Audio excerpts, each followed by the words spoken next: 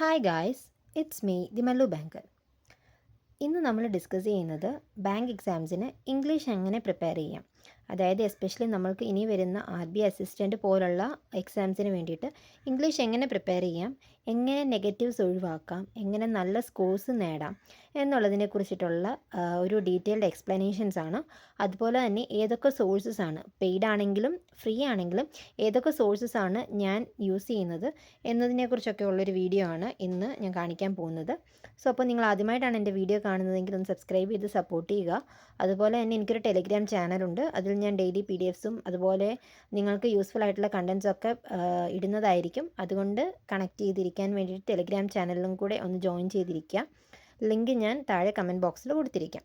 Okay, അപ്പോൾ English എന്ന് പറയുന്നത് ഒട്ടുമിക്ക ബാങ്ക് ആസ്പിരൻസിൻ്റെയും ഒരു നൈറ്റ്മെയർ ആണ്. കാരണം ബാക്കി ക്വാൻസും റീസണിങ്ങും എങ്ങനെയെങ്കിലും മാർക്സ് മേടിക്കാം. പക്ഷേ ഇംഗ്ലീഷ് എന്ന് പറയുന്നത് ഫുള്ള് നെഗറ്റീവിൽ പോകും. ബാക്കി ക്വാൻസിനും റീസണിങ്ങിനും കിട്ടുന്ന മാർക്സ് പോലും ഇംഗ്ലീഷ് കൊണ്ടുപോയി നെഗറ്റീവാക്കി കളഞ്ഞ് മാർക്സ് പോകുന്നവർ പലരും കാണും. അതുപോലെ തന്നെ ആ ഒരു കാരണം കൊണ്ട് തന്നെ കട്ട് ഓഫ് ക്ലിയർ ചെയ്യാൻ പറ്റാണ്ട് പോയവരും, ഇപ്പോൾ മെയിൻസിനൊക്കെ ആണെങ്കിലും കട്ട് ഓഫ് ജസ്റ്റ് ആയിട്ട് ക്ലിയർ ചെയ്ത്, അതായത് കട്ട് ഓഫ് ജസ്റ്റ് മിസ്സായി പോയത് ഈ ഒരു ഇംഗ്ലീഷ് കാരണം നെഗറ്റീവ് അടിച്ച് കട്ട് ഓഫ് കയറാതെ ഇരുന്നവരും അങ്ങനെയുള്ള പലരും കാണും. അപ്പോൾ ഞാനൊരു കാര്യം പറയട്ടെ, എല്ലാവർക്കും, അതായത് ഈ തുടക്കത്തിൽ ഈ പറയുന്ന എനിക്ക് പോലും ഇംഗ്ലീഷ് എന്ന് പറയുന്ന ഭയങ്കര ഒരു പ്രശ്നമായിരുന്നു. ഞാൻ പഠിച്ചത് ഒരു CBSE സ്കൂളിലാണ്. എങ്കിൽ പോലും സ്കൂളൊന്നും അതിനെ മാറ്റർ ചെയ്യത്തില്ല. എത്ര ആണെന്ന് പറഞ്ഞാലും നമ്മൾ ആ ഒരു എക്സാമിൻ്റെ പോയിൻ്റ് ഓഫ് വ്യൂവിലോട്ട് വരുമ്പോൾ നെഗറ്റീവ്സ് വരും എന്നുള്ളത് ഒരു സർവ്വസാധാരണമായിട്ടുള്ളൊരു കാര്യമാണ്. അതിനെ എങ്ങനെ ടാക്കിൾ ചെയ്യാൻ പറ്റും എന്നാണ് ഞാൻ ഇന്നത്തെ വീഡിയോയിലൂടെ നിങ്ങളോട് പറയുന്നത്. ഓക്കെ, ഫസ്റ്റ് തിങ് എന്ന് പറയുന്നത് ഇംഗ്ലീഷിനെ ഒരു ലാംഗ്വേജ് ആയിട്ട് ആദ്യം അക്സെപ്റ്റ് ചെയ്യുക. നമുക്ക് ക്വാൻസും റീസണിങ്ങും ഒക്കെ എന്തെങ്കിലും ഒക്കെ ബൈ ഹാർട്ട് ചെയ്തോ ഫോർമുലാസ് പഠിച്ചോ അല്ലെങ്കിൽ റിപ്പീറ്റ് ചെയ്ത് ആ ഒരു പ്രോബ്ലംസ് ചെയ്ത് നമ്മൾക്ക് അതിനെ മനസ്സിലാക്കിയെടുക്കാൻ പറ്റും. പക്ഷേ ഇംഗ്ലീഷ് എന്ന് പറയുന്നത് ഒരു ലാംഗ്വേജ് ആണ്. ഇപ്പോൾ മലയാളം നമുക്ക് ആരും ഗ്രാമർ റൂൾസ് പറഞ്ഞു തന്നോ അതുപോലെ തന്നെ ഇന്നത് ഇങ്ങനെ കൂട്ടി വായിച്ചാൽ ഇങ്ങനെയാണ് എന്ന് എഴുതി പഠിപ്പിച്ചിട്ടോ ഒന്നുമല്ല നമ്മൾ മലയാളം കൊച്ചിലെ മുതൽ പഠിച്ചു തുടങ്ങിയത്. അത് ആൾക്കാർ പറഞ്ഞതും അതുപോലെ തന്നെ പറഞ്ഞു കേട്ടിട്ടാണ്. കുഞ്ഞായിരിക്കുമ്പോൾ ആൾക്കാർ പറയുന്നത് കേട്ടിട്ടാണ് നമ്മൾ മനസ്സിലാക്കി എടുക്കുന്നത്, അല്ലേ? അല്ലാണ്ട് നമ്മൾ തിയറി ക്ലാസ്സിനൊന്നും പോയിട്ടല്ല മലയാളം മനസ്സിലാക്കി എടുത്തത്. ആ സെയിം കാര്യം തന്നെയാണ് ഇംഗ്ലീഷിലോട്ട് വരുമ്പോഴും സംഭവിക്കുന്നത്. ഇംഗ്ലീഷ് നമ്മൾ ഒന്നെങ്കിൽ പറയുന്നത് കേട്ട് അതല്ലെങ്കിൽ വായിച്ച് മനസ്സിലാക്കി, അങ്ങനെയൊക്കെയാണ് നമുക്ക് ഇംഗ്ലീഷ് ഇമ്പ്രൂവ് ചെയ്യാൻ പറ്റുന്നത്. അപ്പോൾ എൻ്റെ ഒരു പേഴ്സണൽ എക്സ്പീരിയൻസിൽ നിന്ന് എനിക്ക് മനസ്സിലായൊരു കാര്യം, ഈ ഒരു നമുക്ക് 120 റൂൾസ് ഗ്രാമർ കിട്ടും. അതുപോലെ തന്നെ ഗ്രാമർ റൂൾസ് ഉണ്ട്, പാസ്റ്റ് ടെൻസ് ഉണ്ട്, പ്രസൻറ്റ് ടെൻസ് ഉണ്ട്. ഇതൊക്കെ ഒന്ന് ഡീപ്പായിട്ട് പഠിച്ചു തുടങ്ങുവാണെങ്കിൽ നമ്മളുടെ ഈ ഒരു ബാങ്ക് എക്സാം എന്ന് പറയുന്നത് ഇംഗ്ലീഷിന് മാത്രം ഡെഡിക്കേറ്റ് ചെയ്ത് പോകേണ്ടി വരും. അപ്പോൾ നിങ്ങൾ എന്ത് ചെയ്യുക, ഒത്തിരി റൂൾസിൻ്റെ മേലെയും അതുപോലെ തന്നെ അതുപോലുള്ള നമ്മളുടെ ടെൻസുകളെ കുറിച്ച് പഠിക്കാൻ അങ്ങനെയൊക്കെ കൂടുതൽ സമയം കൊടുക്കേണ്ട ആവശ്യമില്ല. ഇതെൻ്റെ വ്യൂ ആണ് ഞാൻ പറയുന്നത്. മേ ബി പലർക്കും പല അഭിപ്രായങ്ങളായിരിക്കും. എനിക്ക് ഇത്രയും നാളത്തെ ഒരു എക്സ്പീരിയൻസ് കൊണ്ട് എനിക്ക് തോന്നിയൊരു കാര്യം അതാണ്. അപ്പോൾ ഞാനും തുടക്കത്തിൽ ഈ 120 റൂൾസിൻ്റെയൊക്കെ പുറകെ കുറേ ഓടിയിട്ടുണ്ട്. പക്ഷേ അത് നമ്മളിപ്പോൾ റൂളെല്ലാം പഠിച്ചു കഴിഞ്ഞിട്ട് ഒരു എറർ ഡിറ്റക്ഷൻ്റെ ഒരു ക്വസ്റ്റ്യൻ കാണുമ്പോഴായിരിക്കും ആദ്യം റൂൾ ഓർക്കുമോ, 10 സെക്കൻഡ് വേണം ആ ഒരു ക്വസ്റ്റ്യൻ സോൾവ് ചെയ്യണം, അതിനിടയിൽ റൂൾ ഓർക്കുമോ അതോ നമ്മൾ ആ ഒരു ക്വസ്റ്റ്യൻ സോൾവ് ചെയ്യാൻ പോവുമോ, അങ്ങനെ നമ്മുടെ മനസ്സിനെ തന്നെ ഒരു സംഘർഷാവസ്ഥയിലോട്ട് പോകും. ഈ ഒരു റൂള് ഓർത്തെടുക്കുക, ആ റൂള് നോട്ടാണോ അതോ നോട്ട് പോസിബിൾ ആണോ അങ്ങനെ ചിന്തിക്കുമ്പോൾ തന്നെ നമ്മൾക്ക് ഒരു മൈൻഡിനെ കൺഫ്യൂസ്ഡ് ആക്കും ആ ഒരു എക്സാം ഹാളിലിരുന്ന്. സോ അതുകൊണ്ട് ഞാൻ പറയുന്നത്, നിങ്ങൾ റൂൾസിൻ്റെ പുറകെ ഒന്നും പോവണ്ട. പക്ഷേ റൂൾസ് മൊത്തമേ ഉപേക്ഷിക്കണമെന്നും അല്ല പറയുന്നത്. ചില റൂൾസ് ഉണ്ടല്ലോ. അപ്പോൾ എന്താണ് നമ്മളുടെ നെഗറ്റീവ് വേർഡ്സ്, അതായത് ഓരോ സ്പെസിഫിക് ആയിട്ട് റൂൾസ് ഉണ്ടല്ലോ. ഈ സെൽഡത്തിൻ്റെ കൂടെ ഇന്നത് വരത്തുള്ളൂ, അതുപോലെ തന്നെ ഇതിൻ്റെ കൂടെ നോ വരത്തില്ല, നെഗറ്റീവ്സ് വരത്തില്ല, അങ്ങനെയുള്ള ചില റൂൾസൊക്കെ ഒന്ന് പഠിച്ചു വെക്കാം. അത് ബൈ ഹാർട്ട് ചെയ്യണമെന്നും പറയുന്നില്ല, ഒന്ന് ജസ്റ്റ് ഒന്ന് അറിഞ്ഞു വെക്കാം. അതല്ലാണ്ട് ബാക്കിയുള്ള റൂൾസിലോട്ട് ഒക്കെ ഒത്തിരി ഡീറ്റെയിൽ ആയിട്ട് പോയി നിങ്ങളുടെ സമയം കളയേണ്ട ആവശ്യമില്ലെന്നാണ് എനിക്ക് തോന്നുന്നത്. അപ്പോൾ ഞാനും കുറേയൊക്കെ 120 റൂൾസ് കുറേയൊക്കെ പഠിച്ചു. അത് കഴിഞ്ഞിട്ട് ഞാൻ എൻ്റെ ഒരു വേസ്റ്റ് ഓഫ് ടൈം ആയിട്ട് എനിക്ക് ഫീൽ ചെയ്തതുകൊണ്ട് ഞാൻ പിന്നെ ആ പഠനം അങ്ങ് ഉപേക്ഷിക്കുകയായിരുന്നു ചെയ്തത്. അത് കഴിഞ്ഞിട്ടാണെങ്കിലും എനിക്ക് കഴിഞ്ഞ RRB POയ്ക്കാണെങ്കിലും ഒരു പ്രാക്ടീസും ഇല്ലാണ്ടാണ് ഞാൻ പോയി RRB PO മെയിൻസ് എഴുതിയത്.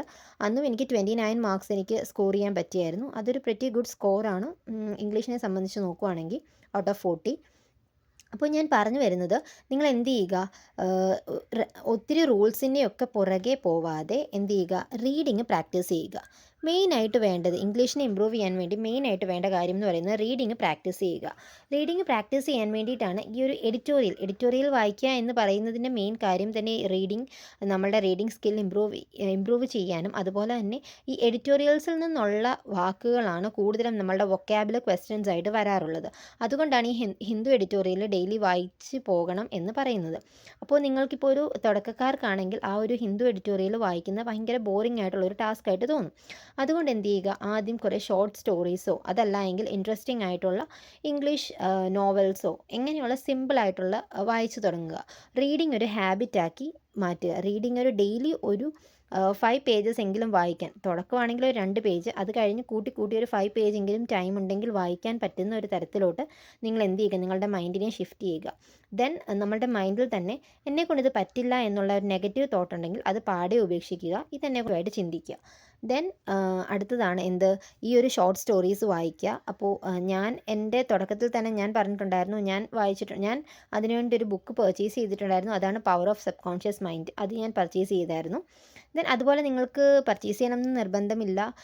നമ്മൾക്ക് ടെലിഗ്രാം ചാനൽസിലൊക്കെ PDFs അവൈലബിൾ ആണ്. അപ്പോൾ ഒത്തിരി നമ്മൾ സ്ക്രീൻ നോക്കിയിരിക്കുമ്പോൾ അത് കണ്ണിന് കുറച്ച് ഇറിറ്റേഷൻസ് ഉണ്ടാക്കും. അതുകൊണ്ടാണ് ഞാൻ ബുക്ക് തന്നെ പ്രിഫർ ചെയ്യുന്നത്. അപ്പോൾ നിങ്ങൾക്ക് അങ്ങനെ റീഡിങ് സ്റ്റാർട്ട് ചെയ്യാം. റീഡിങ് സ്റ്റാർട്ട് ചെയ്യുമ്പോൾ തന്നെ നിങ്ങൾക്ക് അതിൽ ഗ്രാമർ റൂൾസിൻ്റെ ആവശ്യമോ അതുപോലെ തന്നെ എറർ ഡിറ്റക്ഷൻ ക്വസ്റ്റ്യൻസ് വന്നാലോ എല്ലാം നമ്മൾ ഈ റീഡിങ് ചെയ്യുമ്പോൾ, ഇപ്പോൾ സാധാ ഒരു മലയാളം തന്നെ ഞാൻ രാമുവിനെ കണ്ടു എന്ന് പറയുമ്പോൾ ഓക്കെ, അത് നോർമൽ മലയാളമാണ്. ഞാൻ കണ്ടു രാമുവിനെ എന്ന് പറയുമ്പോൾ എന്താണ്, അത് പറയുമ്പോൾ തന്നെ നമുക്കൊരു എന്താണ്, ഒരു മിസ്മാച്ച് ഫീൽ ചെയ്യുന്നുണ്ടേ. ഞാൻ കണ്ടു രാമുവിനെ അങ്ങനെ പറയുമ്പോൾ എന്താണ്, ഞാൻ രാമുവിനെ കണ്ടു എന്നാണ് കറക്റ്റ് എന്ന് ഓട്ടോമാറ്റിക്കായിട്ട് നമ്മളുടെ ബ്രെയിൻ നമ്മളോട് പറയും. അതുപോലെയുള്ള ഇംഗ്ലീഷിൻ്റെ കാര്യവും. അതുകൊണ്ട് നിങ്ങൾ എന്ത് ചെയ്യുക, റീഡിങ് പ്രാക്ടീസ് ചെയ്യുക. റീഡിങ് എത്രത്തോളം റീഡിങ് ചെയ്യുന്നോ അത്രത്തോളം നിങ്ങളുടെ ഇംഗ്ലീഷ് ഇമ്പ്രൂവ് ആകാനും അത് ഹെൽപ്പ് ചെയ്യും.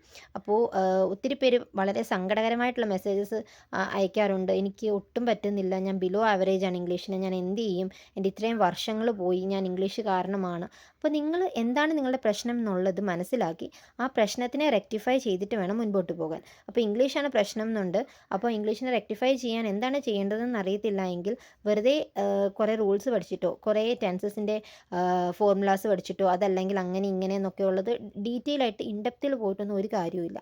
സിമ്പിളായിട്ട് നിങ്ങളെക്കൊണ്ട് ചേഞ്ച് ചെയ്യാൻ പറ്റുന്ന ഒരു റുട്ടീൻ നിങ്ങൾ എന്ത് ചെയ്യുക, സെറ്റ് ചെയ്യുക. ഓക്കെ, അതാണ് പറയാനുള്ളത്. ദെൻ ഞാൻ ചെയ്യുന്നതാണ് ഈ എഡിറ്റോറിയൽസ് വായിക്കാറുണ്ട്. എഡിറ്റോറിയൽസ് ഇപ്പോൾ തുടക്കക്കാരാണെങ്കിൽ എന്ത് ചെയ്യുക, എഡിറ്റോറിയൽസ് നിങ്ങൾക്ക് വായിക്കുന്ന ബോറായിട്ട് ഫീൽ ചെയ്യുന്നുണ്ടെങ്കിൽ യൂട്യൂബ് ക്ലാസ്സസ് അവൈലബിൾ ആണ്. ഞാനും എൻ്റെ സ്റ്റാർട്ടിങ്ങിൽ യൂട്യൂബ് ക്ലാസ്സസ് കണ്ടിട്ടാണ് എഡിറ്റോറിയൽസ് വായിച്ചിട്ടുണ്ടായിരുന്നത്. ബട്ട് ഇപ്പോൾ ഞാൻ ചെയ്യുന്നത് സെൽഫായിട്ട് എഡിറ്റോറിയൽസ് വായിച്ച് അതിൻ്റെ മീനിങ്സ് കണ്ടെത്തുകയാണ് ചെയ്യാറുള്ളത്. ഓക്കെ, ഞാൻ പർച്ചേസ് ചെയ്തിട്ടുള്ളത് അഫയേഴ്സ് ക്ലൗഡാണ്. അപ്പോൾ അഫയേഴ്സ് ക്ലൗഡിൽ എനിക്ക് കറണ്ട് അഫയേഴ്സിൻ്റെ കൂടെ തന്നെ ഈ ഒരു ആഡ് ഓൺ കോഴ്സായിട്ട് ഈ എഡിറ്റോറിയലും കിട്ടിയിട്ടുണ്ട്. അതുകൊണ്ട് ഞാൻ അതാണ് യൂസ് ചെയ്യുന്നത്. സോ ഇത് ഫ്രാങ്ക്ലി സ്പീക്കിംഗ് വളരെ എഫക്റ്റീവാണ്. ഞാൻ ഡെയിലി എന്നും ചെയ്യാറുണ്ട്. ഞാൻ ആ ഒരു സൈറ്റും കൂടി ഞാൻ നിങ്ങളെ കാണിച്ചു തരികയും ചെയ്യാം. അപ്പോൾ ഇത്രയുമാണ് എഡിറ്റോറിയലിനെ കുറിച്ച് പറയാനുള്ളത്. ദെൻ അതുപോലെ തന്നെ സെക്ഷണൽസ് എടുക്കുക. സെക്ഷണൽസ്, അതായത് നമ്മളുടെ എക്സാം ഒരു ഫുൾ മോക്ക് എടുക്കുന്നത് ചിലപ്പോൾ ഒരു ബുദ്ധിമുട്ടായിട്ട് തോന്നുന്നുണ്ടെങ്കിൽ എന്ത് ചെയ്യുക, ധാരാളം സെക്ഷണൽസ് എടുക്കുക. ധാരാളം സെക്ഷണൽസും അതുപോലെ തന്നെ ടോപ്പിക് വൈസ് ടെസ്റ്റുകളും, അതായത് എറർ ഡിറ്റക്ഷൻ, ക്ലോസ് ടെസ്റ്റ്, പാരാജമ്പിൾസ്, അങ്ങനെയുള്ള ധാരാളം എന്താണ് ടോപ്പിക് ടെസ്റ്റുകൾ കിട്ടും. അത് നിങ്ങൾക്ക് ഒന്നെങ്കിൽ ഗൈഡിൽ നിന്നോ ടെക്സ്റ്റ് ബുക്കിൽ നിന്നോ എവിടെ നിന്ന് വേണമെങ്കിലും പർച്ചേസ് ചെയ്യാം. അങ്ങനെ ടോപ്പിക് ടെസ്റ്റുകൾ കിട്ടുന്നുണ്ടെങ്കിൽ അതും നിങ്ങൾ യൂട്ടിലൈസ് ചെയ്യുക. മാക്സിമം എന്ത് ചെയ്യുക, പ്രാക്ടീസ് ചെയ്യുക. പ്രാക്ടീസ് ചെയ്തതുകൊണ്ട് മാത്രമാണ് നമ്മളുടെ ആ ഒരു എവിടെയാണോ തെറ്റി നിൽക്കുന്നത് ആ ഭാഗം നമ്മൾക്ക് ഇമ്പ്രൂവ് ചെയ്യാൻ പറ്റുകയുള്ളൂ. ഓക്കെ, ദെൻ അപ്പോൾ ഞാൻ എൻ്റെ ഇംഗ്ലീഷ് ഇമ്പ്രൂവ് ചെയ്യാൻ വേണ്ടി ചെയ്യുന്ന 3 കാര്യങ്ങളാണ്. ഒന്നെന്ന് പറയുന്നത് എഡിറ്റോറിയൽസ് റീഡ് ചെയ്യും. ദെൻ ടോപ്പിക് ടെസ്റ്റോ അതല്ല എങ്കിൽ സെക്ഷണൽസോ ചെയ്യും. ദെൻ ചെയ്യുന്നതാണ് മോക്ക് ടെസ്റ്റ് ചെയ്യുമ്പോഴാണെങ്കിലും ടോപ്പിക് ടെസ്റ്റുകളോ അല്ലെങ്കിൽ സെക്ഷണൽ ടെസ്റ്റോ ചെയ്യുന്നതാണെങ്കിലും അനലൈസ് ചെയ്യും. നമ്മൾക്ക് എവിടാണ് തെറ്റ് പറ്റുന്നത്, എവിടാണ് ആ ഒരു മിസ്റ്റേക്ക് വരുന്നത് എന്നുള്ളത് അനലൈസ് ചെയ്തില്ല എങ്കിൽ നിങ്ങൾ ഇന്ന് വരുത്തുന്ന മിസ്റ്റേക്ക് നാളെ പിന്നെയും വരുത്തും. അപ്പോൾ എന്ത് ചെയ്യുക, അനലൈസ് ചെയ്യണം. നമ്മളിപ്പോൾ മോക്ക് ഇപ്പോൾ ക്വാൺസ് ആണെങ്കിലും റീസണിങ് ആണെങ്കിലും അനലൈസ് ചെയ്യും. പക്ഷേ ഇംഗ്ലീഷിലോട്ട് അനലൈസ് ചെയ്യാൻ മാത്രം ഒരു മടിയായിരിക്കും എല്ലാവർക്കും. അതുകൊണ്ട് എന്ത് ചെയ്യുക, നിങ്ങളുടെ തെറ്റ് എവിടാണോ എന്നുള്ളത് അത് അനലൈസ് ചെയ്യുക. ആ ഒരു അനാലിസിസ് വഴിയാണ് എവിടെ തെറ്റ് പറ്റിയെന്നുള്ളതും അതിൻ്റെ കൂടെ കൂടെ തന്നെ ആ ഒരു ഹിൻറ്റ് കാണും. ആ ഹിൻറ്റും വായിച്ച് അതിന് ടൈം പോയാലും കുഴപ്പമില്ല. ആ ഹിൻറ്റും വായിച്ച് അത് മനസ്സിലാക്കുകയും ചെയ്യുക. ഓക്കെ. ദെൻ ഞാൻ എങ്ങനെയാണ് എൻ്റെ എഡിറ്റോറിയൽ റീഡിങ് ചെയ്യുന്നതെന്നുള്ളത് ജസ്റ്റ് ഒന്ന് കാണിച്ചു തരാം. സോ ഇതാണ് അഫയേഴ്സ് ക്ലൗഡിൻ്റെ കരിയേഴ്സ് ക്ലൗഡിൻ്റെ സൈറ്റ്. ഇതിൽ മൈ കോഴ്സസിൽ നമ്മൾ പർച്ചേസ് ചെയ്തിട്ടുള്ള കോഴ്സസ് കാണാം. അതിൽ ഈ കറണ്ട് അഫയേഴ്സ് ആണ് ഞാൻ പർച്ചേസ് ചെയ്തിട്ടുണ്ടായിരുന്നത്. ബട്ട് അതെനിക്ക് ആഡ് ഓൺ ആയിട്ട് ഹിന്ദി എഡിറ്റോറിയലും കൂടെ കിട്ടിയിട്ടുണ്ടായിരുന്നു. അപ്പോൾ കഴിഞ്ഞ ദിവസം ഞാൻ ഒരു കമൻറ്റ് കണ്ടു, ഇങ്ങനെ ഒരു സംഭവം അയാൾക്ക് ഇല്ല എന്ന്, ഒരു ആസ്പിരൻറ്റിന് ഇല്ല എന്ന് ഞാൻ കണ്ടു. അപ്പോൾ ഇങ്ങനെയാണിത് വരുന്നത്. അതിനും കൂടെ വേണ്ടിയിട്ടാണ് ഞാനിത് ക്ലിയർ ആയിട്ട് കാണിച്ചു തരുന്നത്. അപ്പോൾ ഈ Hindu editorial, daily Hindu editorial analysis എന്ന് പറഞ്ഞ ഈ ഒരു ടാബ് കാണാം. അതിൽ ക്ലിക്ക് ചെയ്യുവാണെങ്കിൽ നിങ്ങൾക്ക് ഡെയിലി എന്നുള്ള ഈ ഒരു കാണാൻ പറ്റും. ഓക്കെ. അപ്പോൾ ഇന്നും എനിക്ക് തോന്നുന്നു 5 മണിയാകുമ്പോൾ, രാവിലെ 5 മണിക്ക് തന്നെ അവർ എഡിറ്റോറിയൽ അപ്ഡേറ്റ് ചെയ്യുന്നതായിരിക്കും. അപ്പോൾ ഞാൻ ഇന്നത്തെ എഡിറ്റോറിയൽ രാവിലെ കംപ്ലീറ്റ് ചെയ്തതാണ്. എന്നാലും ഞാൻ നിങ്ങൾക്ക് വേണ്ടി ഒന്ന് കാണിച്ചു തരാം. നമുക്കൊരു എഡിറ്റോറിയൽ അനാലിസിസ് ഒരു PDF ആണ് ആദ്യം കിട്ടുന്നത്. PDF ഡൗൺലോഡ് ചെയ്യുവാണെങ്കിൽ ഇങ്ങനൊരു ഇൻ്റർഫേസ് ആയിരിക്കും കാണുന്നത്. ദെൻ നമ്മൾക്ക് എന്ത് ചെയ്യാൻ പറ്റും, ഈ ഒരു എഡിറ്റോറിയൽ ഇവിടെ നിന്ന് അനലൈസ് ചെയ്യാം. ഇവിടെ തന്നെ ഒരു, അതായത് അഡോബിലൊക്കെ നമ്മൾ വായിക്കുവാണെങ്കിൽ ഓരോ ഇതിൻ്റെ മീനിങ് ഒക്കെ കിട്ടും. എന്താണ് ഈ പിങ്കിൽ കാണിച്ചിരിക്കുന്നത്, ഷോർട്ട് ആക്കിയിട്ട് എന്താണ് ആ സെൻറ്റൻസ് എന്നുള്ളത് പറഞ്ഞിരിക്കുന്നു. ഈ ഇത് ജെറണ്ടാണോ, അതുപോലെ തന്നെ പ്രിപ്പോസിഷൻ, അങ്ങനെയുള്ള കാര്യങ്ങൾ പറയും. ദെൻ ഇങ്ങനെ ഗ്രീനിൽ കാണിച്ചേക്കുന്നിടത്ത് മീനിങ് ആണ് പറഞ്ഞിട്ടുള്ളത്. അപ്പോൾ ചിലപ്പോൾ എനിക്ക് ഇവർ പറഞ്ഞതല്ലാണ്ട് വേറെയും വേർഡ്സ് ചിലപ്പോൾ എനിക്ക് സംശയം വരും. അപ്പോൾ അതല്ല എങ്കിൽ ഇപ്പോൾ ഈ പറഞ്ഞിരിക്കുന്ന ഇംഗ്ലീഷ് മീനിങ് ആണല്ലോ, അപ്പോൾ എനിക്കതിൻ്റെ മലയാളം വേണമായിരിക്കും. അപ്പോൾ വായിച്ചുകൊണ്ടിരിക്കുന്നതിൻ്റെ ഇടയിൽ തന്നെ എനിക്കൊരു ഡൗട്ട് തോന്നുവാണെങ്കിൽ പോയി സെർച്ച് ചെയ്യും. ഇങ്ങനെ പോയി സെർച്ച് ചെയ്തിട്ട് അതിൻ്റെ മീനിങ് അപ്പോൾ തന്നെ അത് കണ്ടുപിടിക്കും. മലയാളത്തിലാണല്ലോ നമുക്ക് കുറച്ചുകൂടി കംഫർട്ടബിൾ ആയിട്ട് തോന്നുന്നത്. അപ്പോൾ എന്ത് ചെയ്യും, നേരെ അത് അപ്പോൾ തന്നെ പോയി ആ കൂടെ തന്നെ വായിച്ചുകൊണ്ടിരിക്കുമ്പോൾ തന്നെ അതിൻ്റെയും കൂടെ അർത്ഥം എന്താണെന്നുള്ളത് ജസ്റ്റ് ഒന്ന് മനസ്സിലാക്കി വെക്കും. ഓക്കെ. അപ്പോൾ നമുക്ക് ആ ഒരു വേർഡിന് എന്താണ് നമ്മുടെ മലയാളീകരിച്ചിട്ടുള്ള വാക്കിൻ്റെ അർത്ഥം കിട്ടും.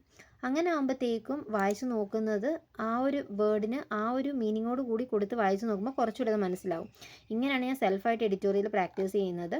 അപ്പോൾ ഇതിൽ 2 എഡിറ്റോറിയൽസ് ആയിരിക്കും വരുന്നത്. അത്യാവശ്യം മീനിങ് അവർ കൊടുക്കുന്നുണ്ടായിരിക്കും. അതല്ലാണ്ട് മലയാളം വേണമെന്നുണ്ടെങ്കിൽ ഞാൻ ഇങ്ങനെയാണ് ചെയ്യുന്നത്. അത് കഴിഞ്ഞിട്ട് പിന്നെ ഈ കൂടെ തന്നെ ഈ ഒരു PDF വേർഷൻ കഴിഞ്ഞിട്ട് പിന്നെ നമുക്ക് ഒരു ആർട്ടിക്കിളായിട്ട് കിട്ടും. അതിൽ ഹൂ, വാട്ട്, വെയർ അങ്ങനെയുള്ള രീതിയിൽ അവർ ആൻസേഴ്സ് കൊടുക്കുന്നുണ്ടായിരിക്കും. അപ്പോൾ ഞാൻ അതൊന്നും വായിച്ച് നോക്കാറില്ല. അത് കഴിഞ്ഞിട്ടാണ് ഇവിടെ ഇതിൻ്റെ മീനിങ്സ് കൊടുക്കും. പ്രൊവോക്കേറ്റർ എന്താണ്, someone who intentionally cause arguments, അതിൻ്റെ സിനോണിമ്, ആൻറ്റോണിമ് അങ്ങനെ അങ്ങ് കൊടുക്കും. അപ്പോൾ അവിടെ പറഞ്ഞിട്ടുള്ള വാക്കുകളുടെ എല്ലാം സിനോണിമ്, ആൻറ്റോണിമ്, അതുപോലെ തന്നെ ആ വേർഡിൻ്റെ മീനിങ് അങ്ങനെയുള്ളതെല്ലാം സെക്കൻഡ് സ്റ്റെപ്പിൽ കിട്ടും. ദെൻ തേർഡ് സ്റ്റെപ്പ് എന്ന് പറയുന്നതാണ് ഒരു ക്വിസും ഉണ്ട്. ആ കൂടെ തന്നെ ഒരു ക്വിസും കൂടെ നമുക്ക് കിട്ടും. അപ്പോൾ ആ ഡെയിലി നമ്മൾ പഠിച്ച കാര്യത്തിൻ്റെ ഒരു ക്വിസും കൂടെ ആകുമ്പോൾ അത്യാവശ്യം ഒന്ന് മനസ്സിൽ ഓർത്തിരിക്കാൻ പാകത്തിനുള്ള കാര്യങ്ങളെല്ലാം ആ ഒറ്റൊരു എഡിറ്റോറിയലിൽ നിന്ന് നമുക്ക് കിട്ടും. അപ്പോൾ ഞാൻ പേഴ്സണലി എനിക്ക് ഏറ്റവും ഇഷ്ടപ്പെട്ടുള്ള ഒരു കാര്യമാണ് ഈ ഒരു അഫയേഴ്സ് ക്ലൗഡിൻ്റെ ആ ഒരു കറണ്ട് അഫയേഴ്സ് പർച്ചേസ് ചെയ്തപ്പോൾ ബോണസായിട്ട് കിട്ടിയ കാര്യമാണ്. അപ്പോൾ നോക്കാം, ഞാനിത് ക്വിസ് ഓൾറെഡി ചെയ്തതായിരുന്നു. അപ്പോൾ നമുക്ക് എത്ര തവണ വേണമെങ്കിലും ചെയ്യാൻ കുഴപ്പമില്ല. അപ്പോൾ അങ്ങനെ ചെയ്യുമ്പോൾ കുറേ കൂടി വേർഡ്സ് ഒക്കെ മനസ്സിലൊന്ന് പതിഞ്ഞിരിക്കാനും അതിനെ എന്താണ് നമുക്കൊന്ന് റിപ്പീറ്റ് ആയിട്ടൊന്ന് വേണമെന്നുണ്ടെങ്കിൽ ഒന്ന് എടുത്ത് പോയി ക്വിസ് ചെയ്താൽ മതി. ഇപ്പോൾ ഇന്ന് എഡിറ്റോറിയൽ ചെയ്യുമ്പോൾ തലേന്നത്തെ ക്വിസ് ഒന്ന് എടുത്ത് നോക്കിയാൽ ഒരു കുഴപ്പമില്ല. അപ്പോൾ നമ്മുടെ മൈൻഡിൽ അത് നല്ലതായിട്ട് റീറ്റെയിൻ ചെയ്ത് നിൽക്കും. ഞാനിതാണ് ഇപ്പോൾ എൻ്റെ ഇംഗ്ലീഷിന് വേണ്ടിയിട്ട് എഡിറ്റോറിയലിൽ ഞാൻ ചെയ്യുന്ന കാര്യം. അപ്പോൾ നിങ്ങൾക്ക് എൻ്റെ കോഡ് TMP10 യൂസ് ചെയ്യുവാണെങ്കിൽ എക്സ്ട്രാ 10% ഓഫും കിട്ടുന്നതായിരിക്കും. നിങ്ങൾക്ക് വേണമെന്നുണ്ടെങ്കിൽ പർച്ചേസ് ചെയ്യാം. സോ അപ്പോൾ ഇത്രയുമാണ് എഡിറ്റോറിയലിൽ ഞാൻ ചെയ്യുന്നത്. ദെൻ നമ്മൾക്ക് ഫോളോ ചെയ്യാൻ പറ്റുന്ന യൂട്യൂബ് ചാനൽസ് ഏതൊക്കെയാണെന്ന് പറയാം. ഫസ്റ്റ് വണ്ണാണ് നിമിഷ ബെൻസൽ മാം. നിമിഷ ബെൻസൽ മാമിൻ്റെ ക്ലാസ്സസ് ഓക്കെ ഞാൻ തുടക്കത്തിലൊക്കെ കാണുമായിരുന്നു. ഇപ്പോൾ ഞാൻ അത്രയും കാണുന്നില്ല. ദെൻ എക്സ്പെക്റ്റഡ് പേപ്പേഴ്സൊക്കെയാണ് കൂടുതലും കാണാറുള്ളത്. She is A pretty good teacher. എല്ലാവരും നന്നായിട്ട് ഫോളോ ചെയ്യുന്നൊരു ടീച്ചറാണ്. അപ്പോൾ നിങ്ങൾക്ക് വേണമെന്നുണ്ടെങ്കിൽ ഇത് ഫോളോ ചെയ്യാം. ദെൻ അതുപോലെ തന്നെ ഞാൻ അക്കാഡമിയിൽ സാറിനെയും ഫോളോ ചെയ്യുന്നുണ്ട്. അപ്പോൾ ഞാൻ ഈ 2 ടീച്ചേഴ്സിനെയാണ് ഫോളോ ചെയ്തുകൊണ്ടിരുന്നത്. ഇപ്പോൾ ഞാൻ അങ്ങനെ ഇംഗ്ലീഷിന് വേണ്ടി ഒത്തിരി യൂട്യൂബ് ചാനൽസ് ഒന്നും കാണുന്നില്ല. അപ്പോൾ ഇത്രയും സോഴ്സസ് ആണ് ഞാൻ യൂസ് ചെയ്യുന്നത്. അത് കൂടാണ്ട് നമുക്ക് വേണമെന്നുണ്ടെങ്കിൽ സെക്ഷണൽസ്, ഞാൻ സെക്ഷണൽസ് എടുക്കുന്നത് ഗൈഡ്ലിയിൽ നിന്നാണ്. ഗൈഡ്ലിയിൽ നിന്ന് സെക്ഷണൽസ് എടുക്കാം. പക്ഷേ അതിൽ ഇംഗ്ലീഷ് കുറച്ചൊരു ഹയർ ലെവലായിട്ട് എനിക്ക് ഫീൽ ചെയ്തിട്ടുണ്ട്. അപ്പോൾ നിങ്ങൾക്ക് അതൊക്കെ ചെയ്യുമ്പോൾ കുറച്ച് ഡീമോട്ടിവേറ്റഡ് ആയിട്ടാണ് തോന്നുന്നതെന്നുണ്ടെങ്കിൽ ടെക്സ്റ്റ് ബുക്കിൽ നിന്നോ ഒക്കെ വേണമെന്നുണ്ടെങ്കിലും പ്രാക്ടീസ് ചെയ്ത് നോക്കാവുന്നതാണ്.